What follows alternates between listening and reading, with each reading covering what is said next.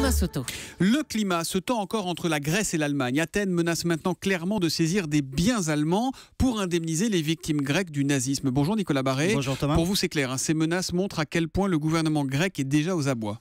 Oui, je vais vous citer un exemple. Je parlais hier avec un très haut dirigeant européen. Il me disait, au moment où nous parlons, le trésor grec n'est même pas sûr de pouvoir régler les salaires des fonctionnaires et des retraités à la fin de ce mois, dans 2 semaines. Donc c'est vous dire la situation dramatique dans laquelle se trouve le pays, d'où effectivement un discours de plus en plus radical.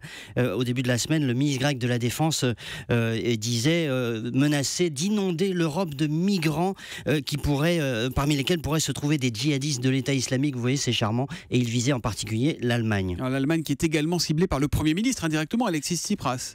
Oui, alors il a promis, Tsipras, de soutenir tous les efforts qui visent à confisquer des biens allemands pour indemniser les victimes de massacres commis par les nazis pendant la guerre.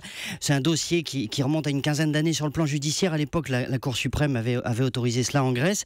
Et le gouvernement socialiste de l'époque avait envisagé de saisir l'Institut Goethe, de saisir l'école allemande d'Athènes, etc. Puis finalement, ils y avaient renoncé.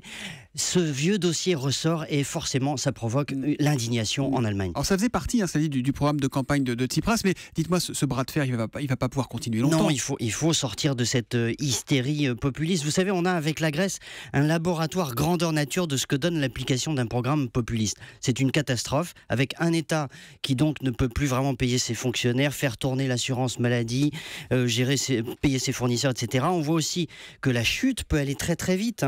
Le gouvernement a été élu le 23 janvier et voyez où on en est, au bord du défaut de paiement. C'est un cas d'école qui doit nous faire réfléchir parce que ce populisme, il existe partout, à l'extrême gauche, à la gauche, à la gauche de la gauche, à l'extrême droite.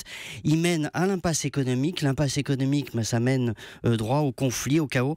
Et on n'en est pas loin en ce moment en Grèce. Et il est urgent effectivement de calmer le jeu. L'inquiétude de Nicolas Barré, directeur de la rédaction des Échos, l'édito Écho d'Europe 1, tous les matins à 8h10. À demain Nicolas. À demain.